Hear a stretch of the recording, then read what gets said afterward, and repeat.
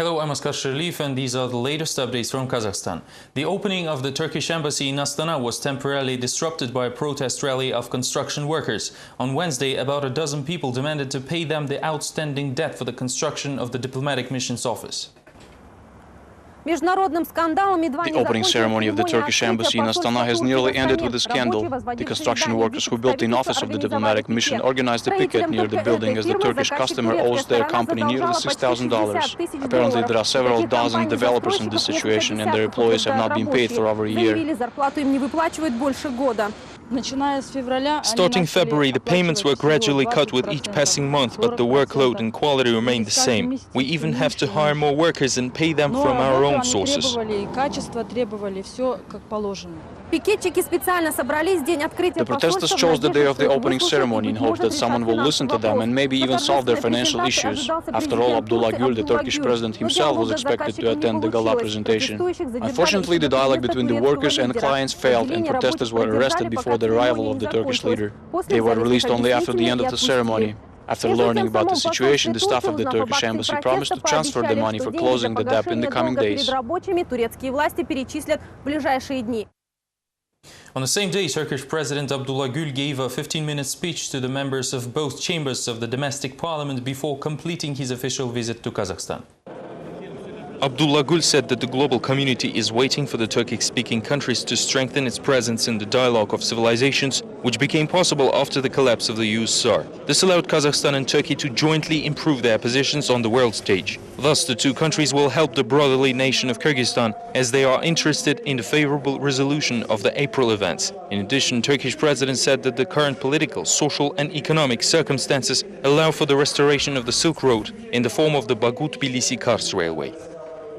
The ranks of the democratic forces in Kazakhstan are thinning after the resignation of regional representatives of the Social Democratic Party Azad. Nearly 100 people no longer trust the organization's presidium and accuse their leaders of no longer representing a true opposition to the authorities. The Social Democratic Party Azad is facing a split in its ranks as Aidos Sadikov, the former head of the party's Aktyubinsk branch, quit his membership. Another 19 members left with him and 4,700 people refused to join the United Party. Sadikov claims the organization acted in a lie with authorities and cites the example of 2007 parliamentary elections. We have been told back then that there is nothing to worry about, that Tuyakbay made a deal with the president to run a quiet campaign and get our parliament seats. Bolat Abishev, who quit the authorities to join the opposition, says that the statements are not serious and this is the matter of personal grudge. Sadikov lost his position of the branch head after the party's inside election, although he says that he did not know about the decision. Abishev disagrees, but is ready to accept Sadikov back even without public apologies. I learned about Sadikov from this letter, and if everything said here is true, I can only say that here is a person we should work with. Walikhan Kaysarov, the head of the party's capital branch, is aware of the conflict and encourages party management not to confuse loyalty to the present administration with diplomacy. The softening of the party's position towards the authorities could not have passed unnoticed, and it is reflected in the members' dissatisfaction not only in Aktyubinsk but also in other branches.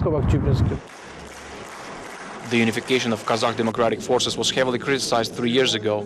Back then, many believed that the merge will be hampered by personal ambition of the party's co-chairman. Leaders eventually came to compromise but failed to convey the idea to the regional party branches. Meanwhile, representatives of the ruling party had to listen to the complaints of capital's shared construction interest holders apparently ignored by the authorities. People expressed readiness to declare a hunger strike and arrange spontaneous rallies and roadblocks if their demands will not be met by June 15th. 50 shared construction interest holders of the housing estate Han Tengri threatened the authorities with hunger strikes, rallies and blocking roads of the country's capital, following the arrest of the construction landlord due to Kazkommerzbank efforts, which led to the fund Sumruk Kazanak cutting the financing. Shareholders hope to improve the situation by attempting to meet with members of the ruling party. We're ready to declare a hunger strike by June 15 or organize a spontaneous rally. We can even block the streets. Our goal is to attract attention. Representatives of the ruling party ignore the shareholders being busy with more important event calling Your No to Corruption Matters. Gathered in the circles, they shared life stories about servants arrested for bribes. I perfectly understand your anger, but we should finish this event first and you can stay here even until the night. Despite being ignored, the Han Tengri shareholders plan a hunger strike for the June 15th, saying it is time to start solving the people's problem. Otherwise, the social unrest is unavoidable. The ruling party Nuratan announced the urgent necessity of ideological training and presented the population its party school in Astana. Find out more from the next report. The ruling party Nuratan has opened its own school. The first experimental group of 34 people, including teachers, professors and civil servants, who will be included in the party's talent pool after the completion of the 3-day free course. Today's opening is a very significant event for the party since its purpose is to improve the quality of the party's assets, competitiveness and professionalism, which is especially important during the post-crisis renovation of the country.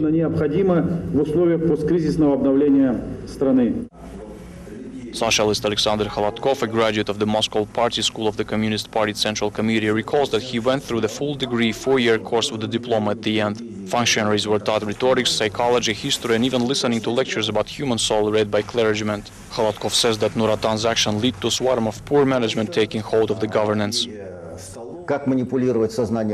The manipulation of people's consciousness is a science. Nowadays, even the worst of students with fake diplomas can get access to governance.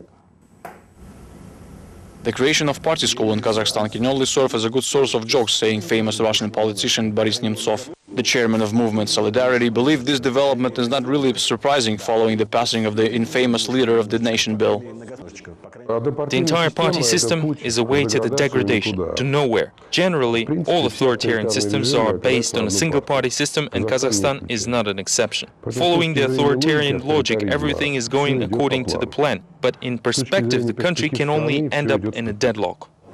In the new party school, the strategy of the president took place of the Communist Party history. Industrial innovation development replaced Marxism-Leninism, and chairman of the OSCE substitutes for the international duty.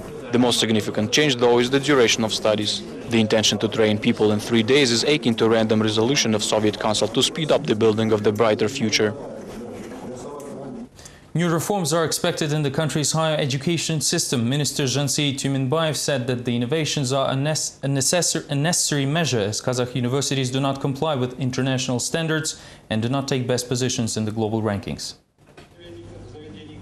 The minister proposed drastic measures, for instance, to remove all forms of distance learning in universities of Kazakhstan. The number of higher education institutes could be reduced while faculty increased. The minister said that the foreign investors and companies are turned away by the low level of country's graduates. Also, every university should set up a website and bring it closer to the international standards. In its ambitious plans, the Education Ministry sees at least one domestic institution entering the top 10 schools in the world.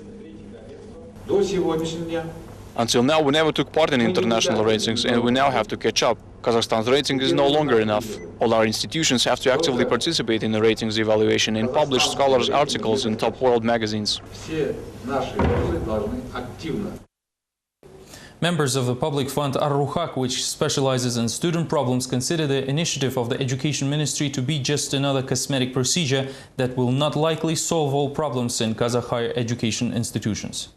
Предложение министра образования в этом плане очень даже хорошее, но решит ли наши проблемы нет. The minister has a good proposal, but it will not solve all problems. There are issues not only with the distance education system, but also with corruption and professional faculty. Именно профессиональность самих преподавателей.